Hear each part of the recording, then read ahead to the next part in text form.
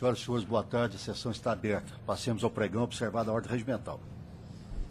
Pauta do PJE, relator, desembargador José Murilo de Moraes, segundo votante, doutora Nemar Pereira Amaral, terceiro votante, doutor Jorge Berg de Mendonça. Número 36 da pauta é um ROPS 11.592-61-2016. Inscrita a doutora Luísa Oliveira Mascarenhas Cansado, pela recorrente. 11.592. Um pouquinho só de açúcar. Olá, boa tarde.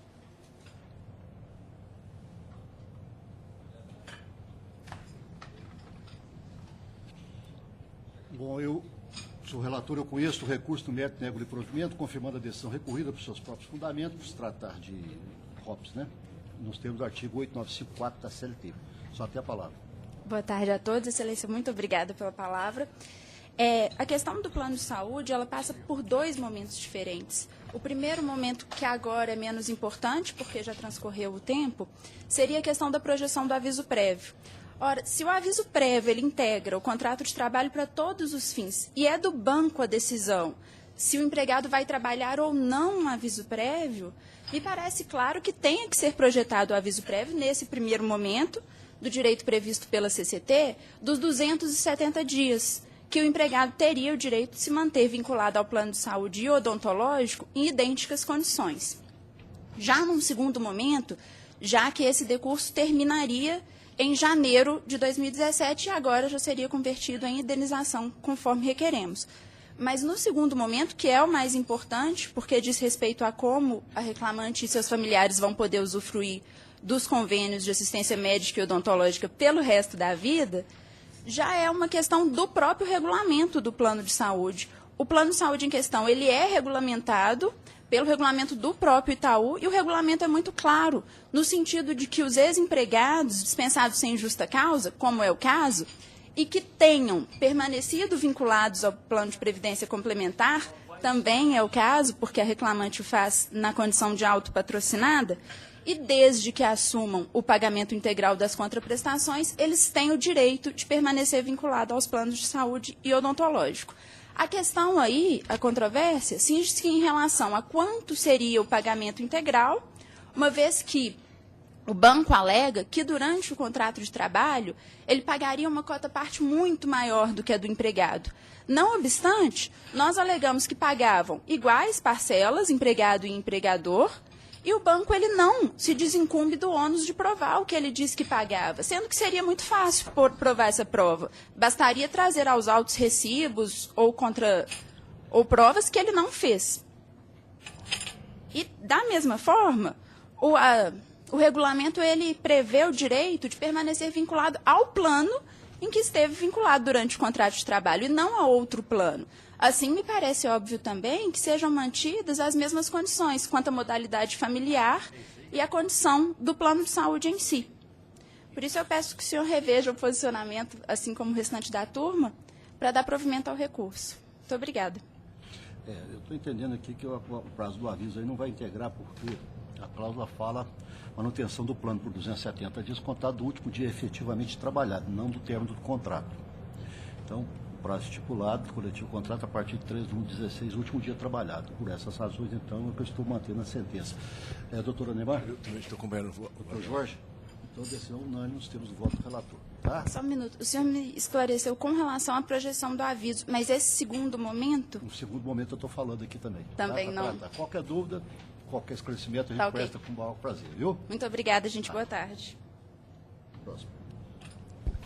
Número 11 da pauta é o RO 10.604-31-2016. Inscrita a doutora Tarine Chamon Rodrigues, número 11.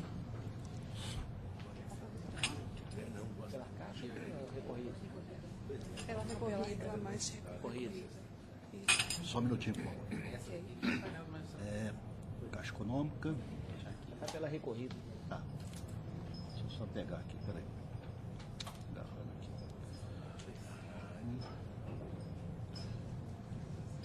O Com esse recurso, estão negando provimento. Só quer se manifestar ou não? Aguarda, eventualmente. Aguarda, doutora Neymar. Estou de acordo. Doutor Jorge? De acordo. Se necessário, então. Tá? Por Ok, unanimidade. obrigada, excelência. Boa tarde. Boa tarde. Eu não conheço aqui por aqui, não. Próximo.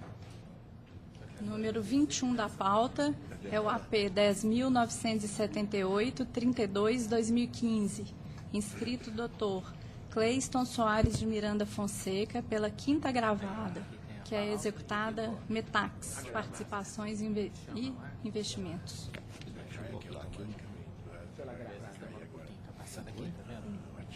Também se vai ficar aqui, né? Pedindo aqui de novo. Tentar fazer igual você, sabe? Tá. Cadê o negócio aqui?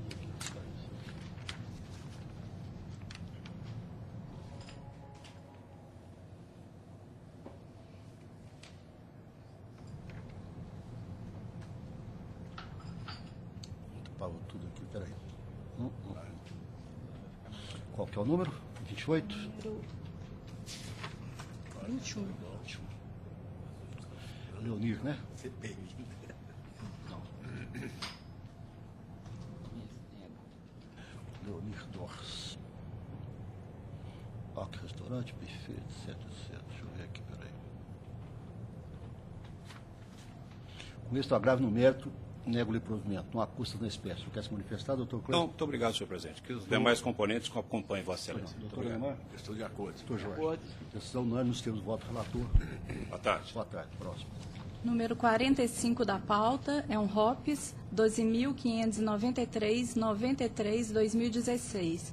Inscrito o Dr. Marcelo Santoro Drummond, pela recorrente. Marcelo, Avivar Alimentos, a recorrente. Eu estou com este recurso e no mérito dou-lhe parcial provimento para excluir da condenação o pagamento de horas em tine e de horas extras a título de tempo à disposição de seus reflexos. Reduz o valor arbitrário da condenação para R$3.000, com custo de R$60 pela reclamada já paga. Só quer se manifestar? Só esclarecer, ele está excluindo as horas de disposição também? Horas em tine e horas de disposição. Senhor presidente, eu aguardaria eventual divergência. Doutor Anemar. Senhor presidente, nesse caso eu vou pedir venda para dividir justamente com relação às horas de tiro e tempo à disposição. Por enquanto, né? Sei, porque o doutor Neymar ainda não está dando plena validade às CCTs como os demais membros da turma estão fazendo. O doutor Jorge está acompanhando, né? Então, a decisão, por maioria, fica vencido do doutor Neymar. Ok? Próximo. Excelência, só tem um questionamento no que toca à rescisão indireta que ficou prejudicada, foi informado, inclusive, em memorial. Rescisão direta, deixa eu ver o que está acontecendo. Da perda do objeto porque ele foi dispensado por justa causa, isso foi informado nos autos. Sim, mas aí eu não posso reformular nesse caso, porque ele está pedindo a rescisão direta e o juiz indeferiu, certo? Lá constou da decisão de embargo de declaração. Procede a delegação da reclamada contra a ausência de apreciação do pedido de contraposto de declaração de rescindir o contrato por iniciativa do autor. Aí ele esclarece aqui por que ele indeferiu e eu estou mantendo nesse aspecto. Tá bom? Ok. Qualquer dúvida também, a gente resolve obrigado. por ele. Próximo. O número 31 da pauta é o RO 11.296-61-2015. Inscrito o Dr. Vinícius Nascimento Miranda, pela recorrente. Vou trocar aqui para o advogado chegou agora. Que foi retirado de pauta. Esse é o 31? É. Pode deixar esse.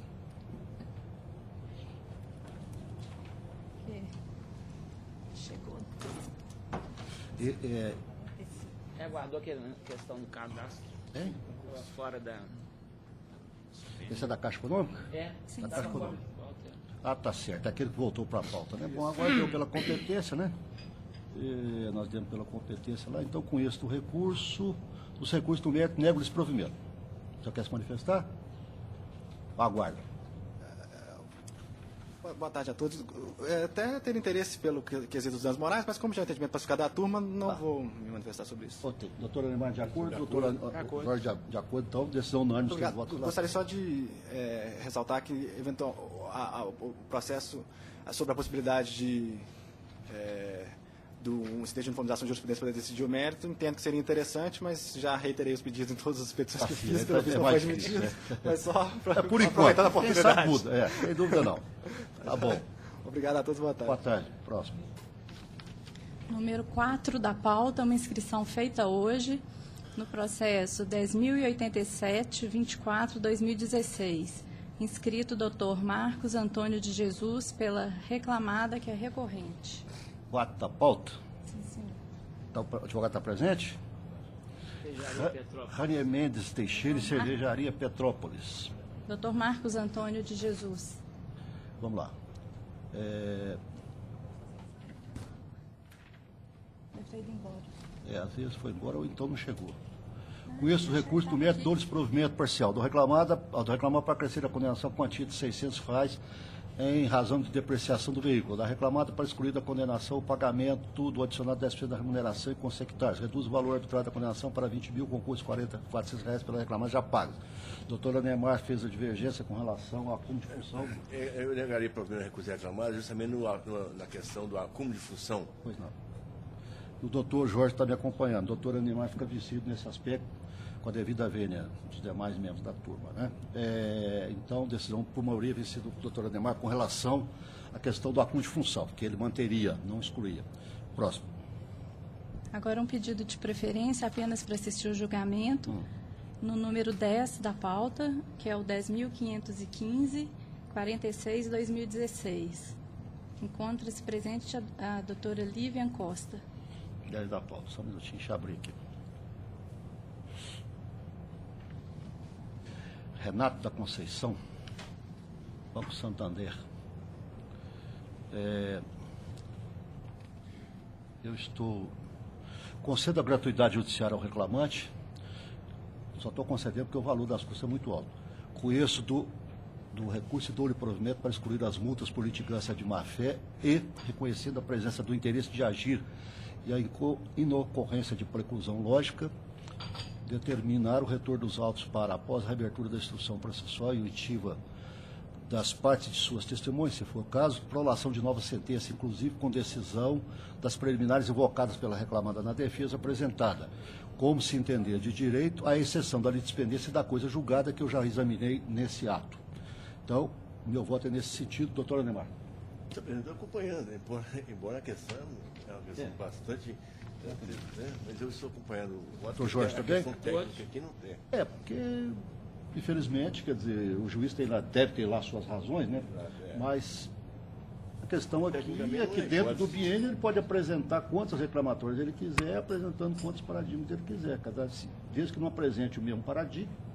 Que não seria preclusão, seria... Exatamente, tecnicamente é isso. Então, nós estamos julgando tecnicamente, independentemente. E eu costumo até não deferir muito essa questão de... Eu sou mais rigoroso com essa questão de gratuidade judiciária. Mas, nesse caso aqui, como o valor das custas é alto, evidentemente que aí se inclui também essa questão para ele. Então, meu voto é nesse sentido. Decisão por unânime. Unânime, nós temos o voto do relator. Agora a pauta. Okay? Na pauta normal, não há divergência, inclusive com relação às ressalvas que já foram feitas aqui na votação,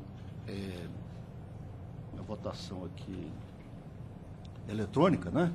E inclusive os EDs, todos da minha pauta, estão aprovados por unanimidade nos termos votados e aprovados por unanimidade, nos termos da votação já proferida eletronicamente. Então, essa sessão fica encerrada, passamos para a próxima sessão, que é do doutor Anemar, das 14h10. Será que já está na hora, já, né? Já. Mas não está na hora ainda. Então, vamos lá. Doutora Anemar. PJE, sessão, o relator, desembargador Anemar Pereira Amaral, segundo votante, Dr. Jorge Berg de Mendonça, terceiro votante, Dr. Gessé Cláudio Franco de Avelar. O primeiro processo é o número 5 da pauta, que é o RO. Alencar, doutor Gessé Franco de Alencar. Tudo bem. Vamos lá. Qual que é o advogado aqui? É o 5 da pauta, 10.138-66-2015.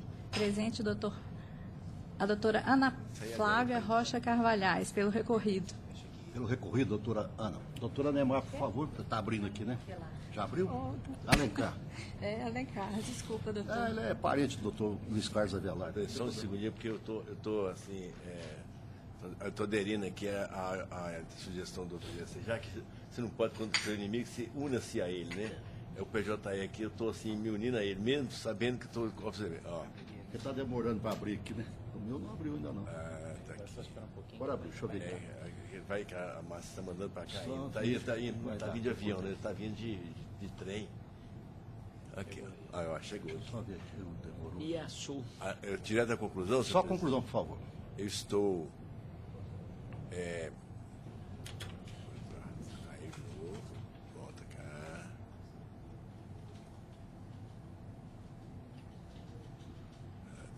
Conclusão. Com êxito do recurso de interposto, rejeito a alegação de inovação citada nas contrarrazões do autor em relação à prescindibilidade de Assembleia para a instituição de compensação de jornada, por quanto se trata de fundamentos da decisão para o deferimento de horas extras. E, portanto, totalmente pertinente e correta a veiculação pela via recursal. Não é essa questão de fundamentar na conclusão, presidente, mas essa que ficou. Só que voltou de novo aqui. E no mérito estou dando parcial provimento apenas para determinar a observância da OJ 394 do TST, com diz respeito a ela. Só para observar o J394. Só quer se manifestar? Não, Aguarde. não há necessidade. Doutor, De acordo? é o decisão unânime nos termos do voto do relator, tá? Obrigada. Pois não, próximo. Aqui. Não também. Tá aqui. Número 18 da pauta é o ROPS 10.481-90-2015. Inscrito Dr. Fernando de Castro Neves, pela recorrente. 10.481. 1481, doutora Neymar, conclusão, na hora que aparecer o senhor aqui.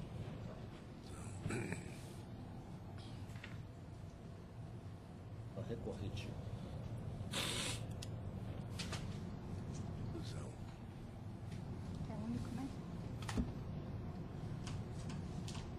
Eu estou conhecendo os recursos interpostos pelas partes. No mérito, estou negando provimento ao recurso do reclamante.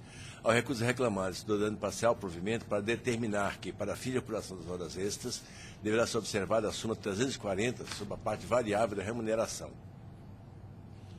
É isso? O senhor tem a palavra. Boa tarde a todos.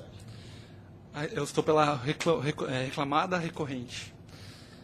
No recurso da reclamada, ao pedido de reforma da sentença que condenou a reclamada ao pagamento de horas extras pelo fato da ausência da comprovação do cargo de confiança nos moldes do parágrafo único do artigo 62.2. E aí, nesse ponto específico, a reclamada esse tribunal para dizer que o parágrafo único ele não cria uma condição obrigatória de existir a gratificação de função. Até porque, no parágrafo único, diz o quê? O regime previsto nesse capítulo, ou seja, da ausência de horas extras e do reconhecimento do cargo de confiança, né, será aplicável aos empregados mencionados no inciso 2, que é o cargo de confiança. Quando o salário do cargo de confiança compreender a gratificação de função, se houver, ele coloca assim, se houver a gratificação de função. Então, não cria uma obrigação de existir a gratificação de função. E não existindo a gratificação de função, o próprio juízo de origem entendeu pelo cargo de confiança, pois o reclamante, amplamente comprovado que o reclamante era o único representante da reclamada, de gerência na reclamada lá em Lavras. Participava de reunião com o gerente, tinha contato com ele exclusivo com o gerente, ele fazia as avaliações de desempenho dos empregados, ele assinava as carteiras de trabalho, né, participava das entrevistas de emprego, opinando pelas contratações. Ou seja, a sua palavra tinha vez nas contratações. Ou seja, restando a configurada o exercício do cargo de confiança, não há sequer falar na questão do parágrafo único, porque não há uma obrigação. E não existindo uma obrigação, não há falar na sua aplicação, porque comprovado o exercício do cargo de confiança nos moldes do inciso 2 do artigo 62 da CLT. E mesmo se assim não entendesse, há que verificar que essa gratificação não significa especialmente o termo gratificação, mas pode ser 40% do salário anterior que ele tinha, ou 40% do salário dos seus subordinados. Eu acredito que Vossas Excelências todos já tenham julgado recursos da Coca-Cola, de vendedores, de executivos, de coordenador, e nenhum deles recebe R$ 5.500. O que configura aí a diferença para configurar o cargo de confiança. É o que pleiteia a recorrente. Pois não. Essa questão está bem examinada no voto do ilustre relator, e se for o caso depois, qualquer esclarecimento também pode ser prestado por e-mail de embargo. Questão de direito também, a questão da interpretação da norma, a norma, na minha interpretação, que foi do mesmo juiz, é nesse sentido. O doutor está sustentando a tese jurídica diferente da... Tá ok. Então, De acordo. decisão unânime, né? Decisão unânime nos termos do voto relator. Obrigado, Excelência. Boa Boa tarde. Próximo. O próximo, houve uma inscrição, mas o doutor Breno Vasconcelos apenas assistirá ao julgamento. É o 26 da pauta, é o ROPS 10.788-51-2016. Tendo em vista a suspeição declarada pelo desembargador Jorge Berg de Mendonça, atuará como terceiro votante o doutor José Murilo de Moraes. Pois não. Só vai assistir somente, então, doutor Anemar, por favor, a conclusão. Trata-se um recurso de procedimento sumaríssimo. A conclusão aqui, no sentido de conhecer os recursos ordinários interpostos pela terceira reclamada e pelo reclamante. Rejeitar a preliminar de nulidade por negativa de prestação jurisdicional e, no mérito, estou negando o provimento do recurso da terceira ré e dando parcial provimento ao recurso do reclamante para crescer a condenação ao pagamento das diferenças de fundo de garantia no período de outubro e novembro de 2015, bem como para excluir a multa no importe de 2% do valor da causa por embargos protelatórios. Estou majorando o valor da condenação para 7 mil com custo de R$ 140 pela reclamada. Ok. Doutor Jacé. De acordo. Eu também estou de acordo. Decisão unânime nos termos do voto do relator. Próximo. Agora a pauta. Agora, da pauta normal também, os votos já estão registrados eletronicamente. A decisão se deu na forma aqui registrada já, alguns vencidos e alguma questão aí de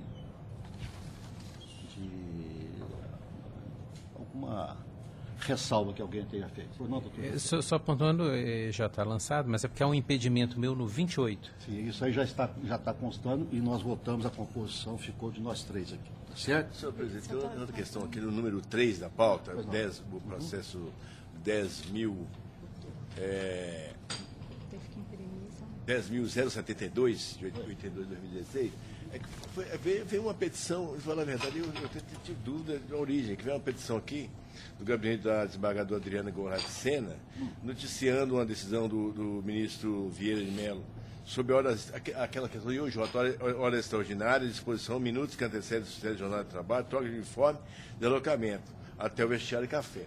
Eles entendendo que, no caso aqui, a discussão tratada desse processo envolve essa matéria e estaria pendente. Nós temos um julgamento de uma tese jurídica prevalecente, número 13, que trata dessa questão. Eu estou entendendo que não é caso de levar em consideração. Pode deixar o julgamento dessa forma. Deixa o julgamento dessa maneira. Sem pertinência. Se for o caso, aí... Se for algo interessado, suscita. Aliás, também nós já fizemos também a questão, nós já falamos, dependendo do processo, se já tiver em pauta, a gente deixa... Nós já falamos isso aí. Se for julgado igual, se for julgar, volta para a gente adequar. Exato. Tá ok? Então, sem problema. Agora, a próxima pauta é do Dr. Jorge Berg, das 14h20. Tá bom.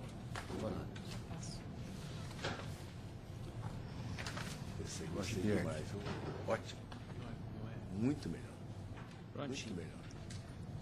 Processos da relatoria do Dr. Jorge Berg de Mendonça, segundo votante, Dr. Gessé Cláudio Franco de Alencar, terceiro votante, Dr. José Murilo de Moraes. A primeira, sustentação oral e única, número 2 da pauta, que é o RO 10.278-72-2015, inscrito pelo recorrente, o Dr. João Antônio Procópio Leão. Pois não? Dr. João Antônio. O senhor pode ficar com calma aí, que nós estamos adiantados. Nós estamos adiantados, não tem problema não.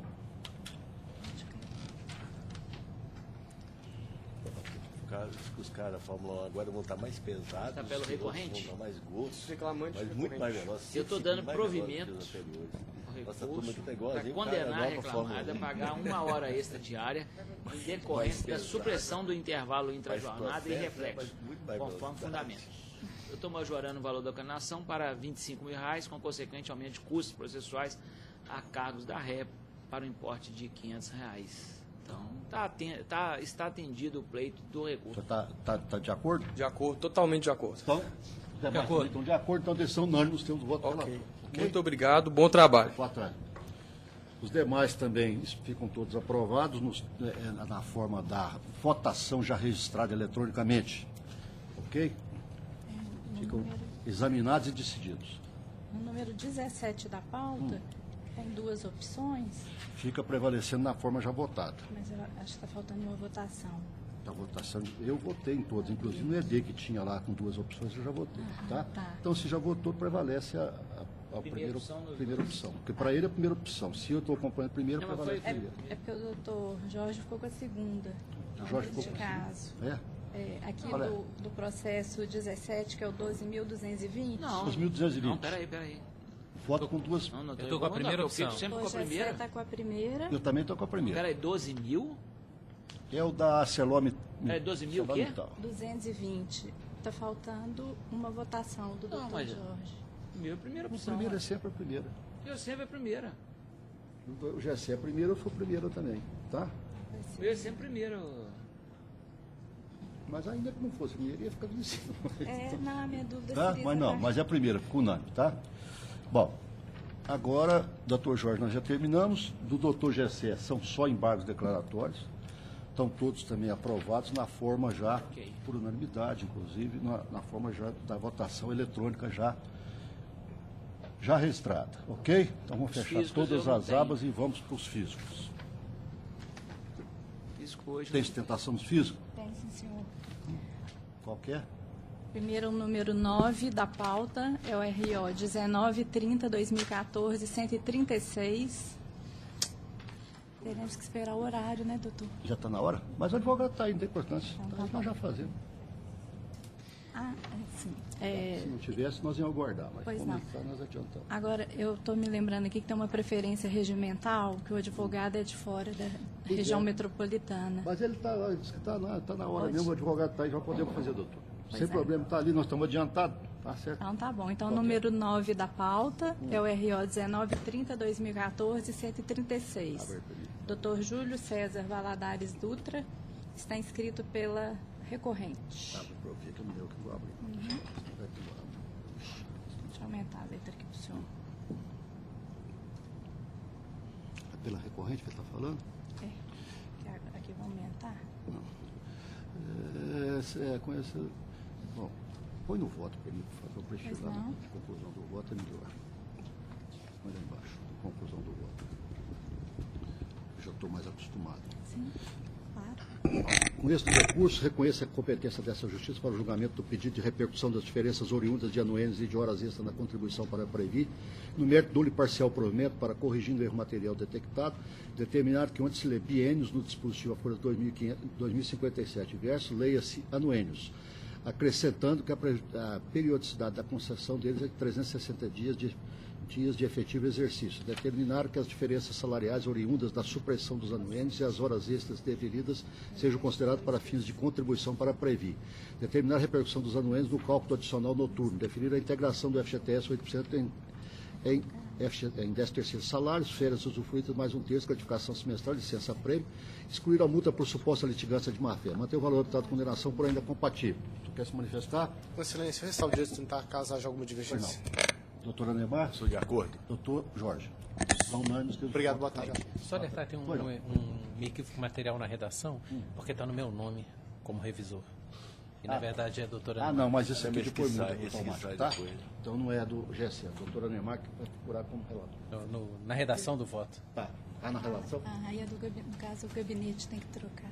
Pede a nota para mudar lá, tá? Pois não. Você anota para mim que fala com a Virgínia que nós mudamos lá, tá? Tá, doutor Jorge? Doutor GC. Muito bem. Próximo. Número 3 da pauta é o RO 795-2014-033, relator Dr. José Murilo, revisor Dr. Anemar, terceiro votante Dr. Jorge. Inscrito Dr. Roberto Aguirre Rossetti, pela primeira recorrente, e o Dr. Sérgio Oliveira de Alencar, procurador do Trabalho, pelo Ministério Público, segundo recorrente. É o segundo recorrente, então vamos ver o primeiro recorrente, por favor. Boa tarde. Né? Boa tarde. Esse cara aqui é ação civil. Vai lá embaixo na conclusão.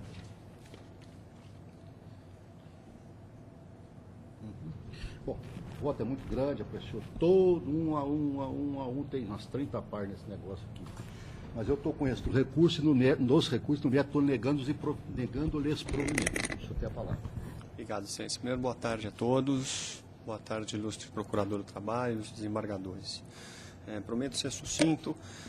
Trata-se de uma ação civil pública, na qual, diante de um fato ocorrido em 18 de março de 2011, quando 40 trabalhadores que eram transportados da cidade de Ipatinga para a cidade de Porto Velho, para participar de um processo de seleção na construção da usina hidrelétrica de Jirau, houve um problema mecânico no ônibus e, de fato, esses trabalhadores tiveram um desamparo e foram identificados pela Polícia Rodoviária e o Ministério do Trabalho interviu.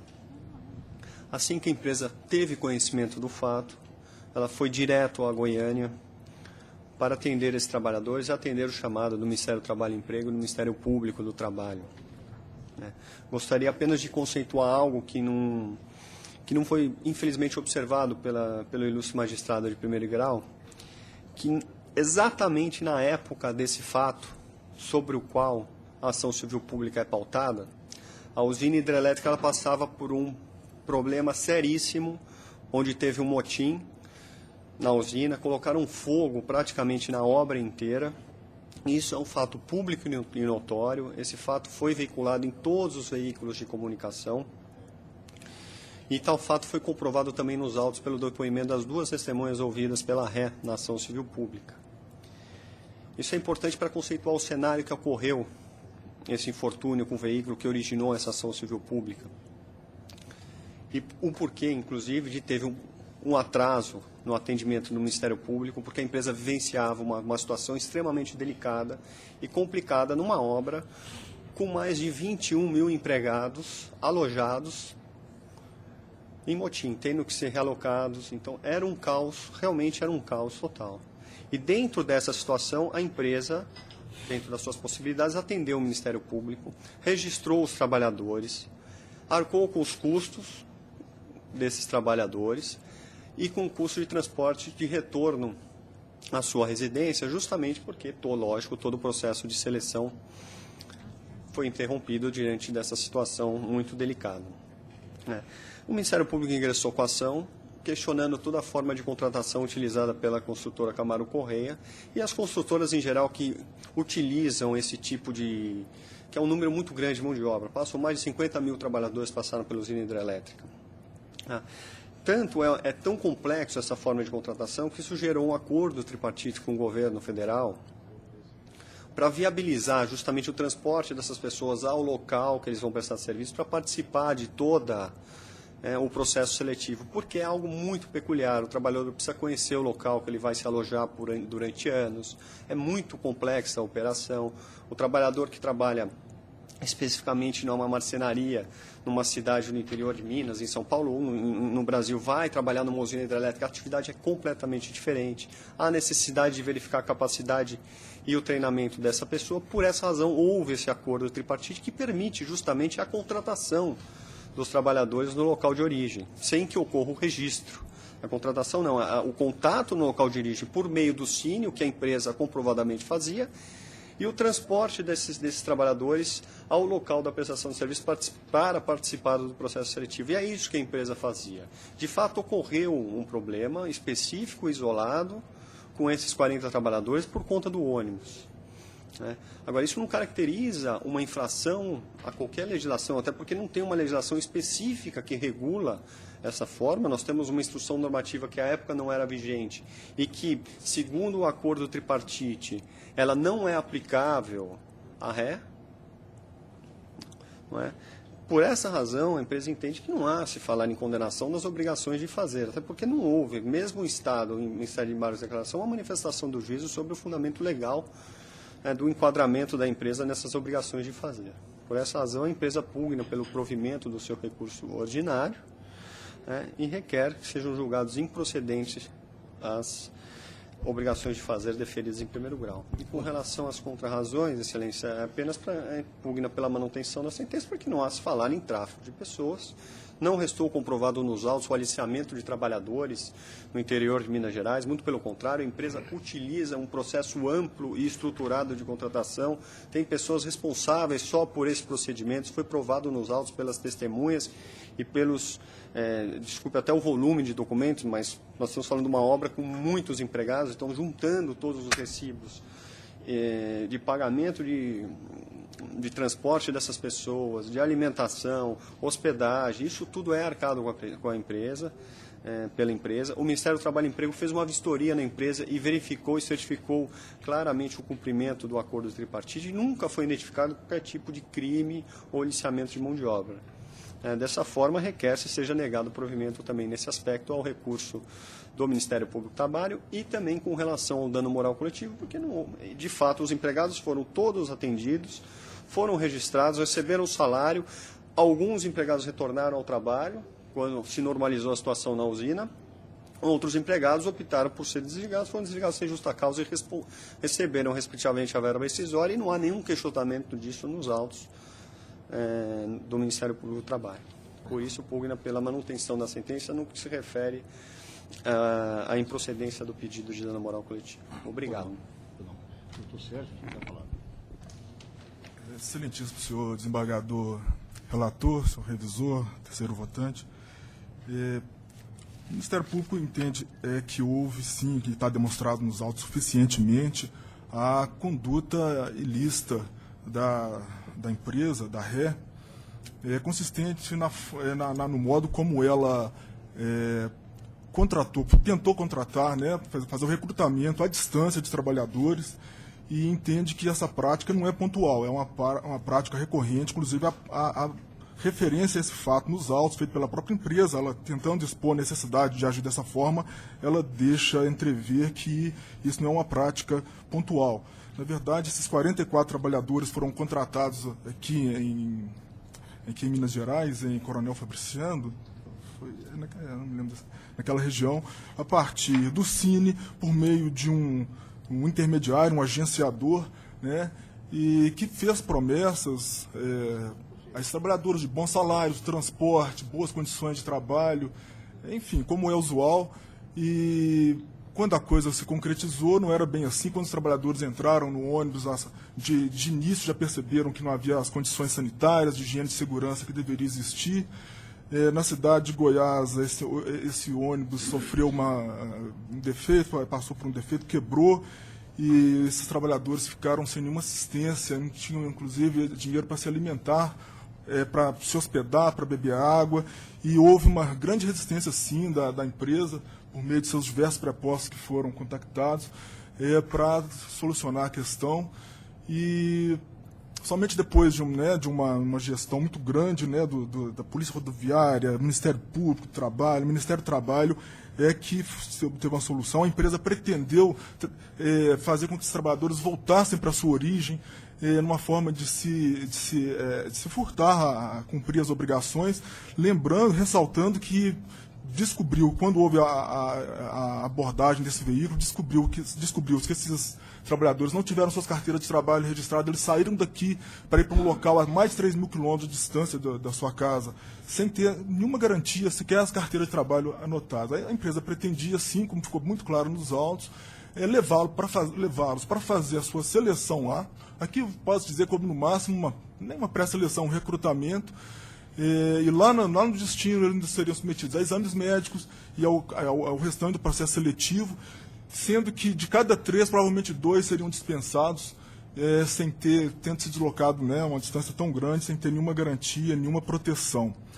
Isso só não ocorreu nesse caso porque o ônibus quebrou e a empresa, depois de insistência das autoridades envolvidas, ela pagou as verbas e deu uma assistência a esses trabalhadores.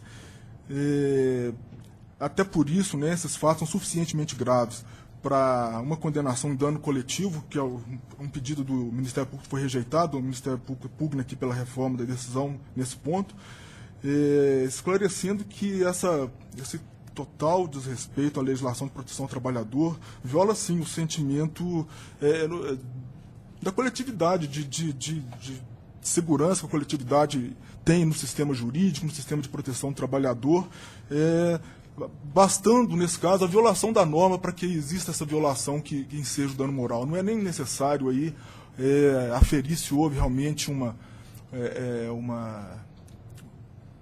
violação do sentimento, do subjetivo da comunidade. Não. A violação é tão grave, a violação do ordenamento nesse caso, que ela por si só autoriza a imposição da condenação no pagamento da indenização por dano moral.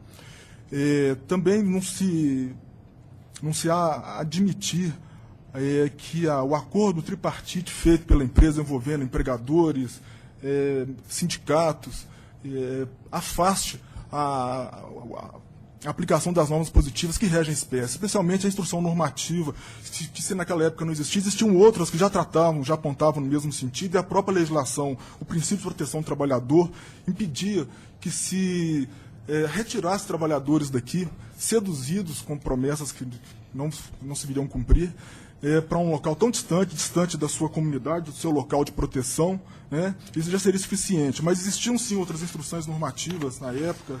Eu anotei aqui da Secretaria de Inspeção do Trabalho, a 65 de 2006, 76 de 2009, todas elas já existiam, já exigiam a certidão liberatória apresentada aqui ao órgão local do Ministério do Trabalho, o registro dos contratos de trabalho.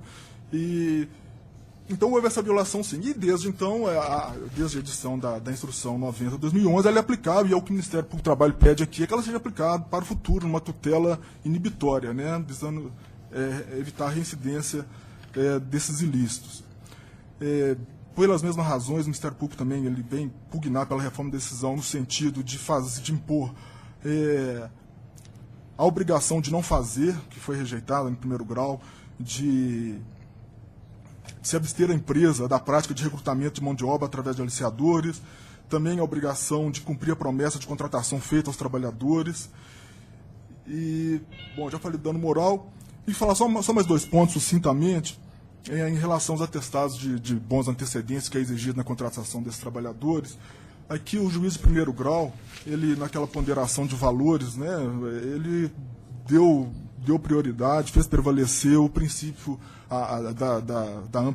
da liberdade, do acesso amplo à informação, em detrimento aqui da proteção da intimidade, né, da princípio da isonomia, porque a exigência desse tipo de atestado causa discriminação ao trabalhador, né, e no caso que fica impedido até de trabalhar. No caso aqui, o excelentíssimo juiz de primeiro grau não decidiu bem com a devida vênia, porque não havia uma razão, no caso concreto, para fazer prevalecer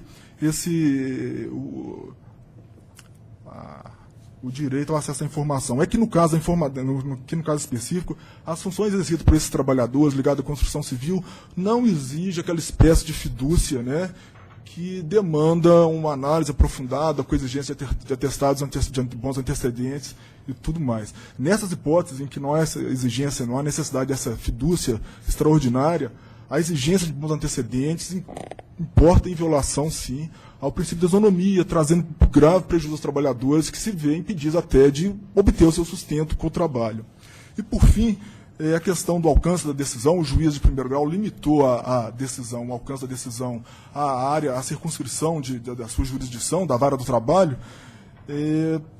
No entendimento do Ministério Público do Trabalho, isso frustra a própria finalidade das ações coletivas de proteção dos direitos transindividuais, na medida em que os direitos transindividuais eles não se limitam, eles, pela própria natureza, ele alcançam uma parcela, pessoas indefinidas na coletividade, né?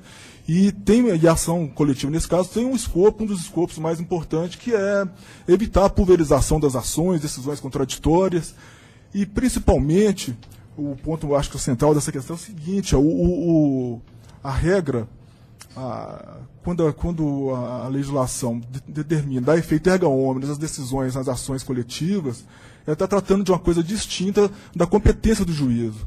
O artigo 16 lá da Lei de Ações Civis Públicas, ela limita indevidamente, né, o alcance da decisão, confundindo regras de competência com o alcance subjetivo da decisão. É certo que, aplicando a regra, que determinado juiz é competente, mas o que não impede que os efeitos erga omnes, tendo em vista a natureza especial da ação coletiva, alcance as pessoas lesadas onde quer que elas estejam. Então, são essas razões sucintas, por meio das quais o Ministério Público do Trabalho pugna pela reforma da decisão nos pontos em que apontados no recurso ordinário e a rejeição do pedido de reforma da RE. Obrigado. Realmente, como eu disse antes, a decisão é grande, o acordo é grande. Procurei examinar todos esses aspectos aí que estão sendo levantados, evidentemente, mas que eventual omissão ou eventual contradição será sanado com o maior prazer, mediante oportunos embargos declaratórios. Doutora Neymar. Senhor presidente, eu voto que é profundo, ele examina a questão a fundo, todas as matérias, mas hoje a sessão está rápida. Eu, brevemente, porque essa questão eu já tive a oportunidade de examinar. Tão rápido, mas não quer dizer que é rápido. Não em processo necessariamente, mas também em alguns farrábios que a gente costuma escrever de vez em quando. Essa questão do limite, do efeito da coisa julgada da ação civil pública. Isso é um tormento, isso é que tem mais discutido no âmbito do Ministério Público. Então, sempre, no início se entendeu, que eu achava, inclusive, que era o mais correto, que esse limite seria definido pela natureza dos direitos defendidos na ação civil pública, que são direitos difusos coletivos que, em princípio, não respeitam o limite territorial de competência de juiz nenhum. Né? A água de um rio ela é poluída, independente da comarca onde é que vai passar. Aí a ação civil pública, a própria ação civil pública, definiu o limite dos efeitos da decisão ao território do órgão prolator, que não é o correto, é incompatível, no meu entender, com a natureza da ação civil pública, com os direitos e os interesses definidos através da ação civil pública. No que diz respeito, posteriormente veio o Código de Defesa do Consumidor e trouxe a disposição do artigo 93 dizendo que o limite, os efeitos da decisão se circunscreve aos limites do território, dos locais do dano. Tem a ver com o local onde deve ocorrer o dano. E aí vem a OJ 130 da SDI 2 do TSD, definindo quais são os limites da coisa julgada em razão do território, do órgão prolator, mas não ficando nessa questão aqui do artigo 16 da Lei da Ação Civil Pública, que é incisivo, dizendo que a competência é territorial do órgão prolator. Então, eu entendi que não foi uma solução muito bem dada, na minha modesta forma de ver, mas trouxe, de uma certa forma, um entendimento mais coerente com a ação civil pública. É nacional quando o dano é suprarregional ou nacional, e é local, e é da vara local quando o dano é local ou regional. A questão aqui deveria cair nessa primeira hipótese ou na segunda. Mas o que vemos aqui é que o dano, pelo menos inicialmente, ocorreu na vara do trabalho do Coronel Fabriciano, na área de competência territorial da vara. Então, essa é a razão por que eu entendo que o juiz de primeiro grau definiu que, embora fundamento diferente, né, ele fundamentou apenas no artigo 16 da lei, da ação civil, mas eu entendo como correto. Rapidamente essas pinceladas. Com relação aos demais, senhor presidente, eu vi que a questão é tormentosa, não é só a empresa mas muitas empresas entram nessa e pegam trabalhador de outra região, muitas não têm o cuidado, outras dão azar, como deu o caso aqui aquela confusão toda. E eu vi que a questão está muito bem examinada, como isso foi acontecer com os votos de Vossa Excelência, e eu estou inteiramente de acordo. Obrigado. Doutor Jorge, então a decisão unânime nos termos do voto. Muito obrigado, boa tarde. Não tem mais, então todos os demais processos também foram examinados e julgados de acordo com a votação já realizada, ok? Eletronicamente também.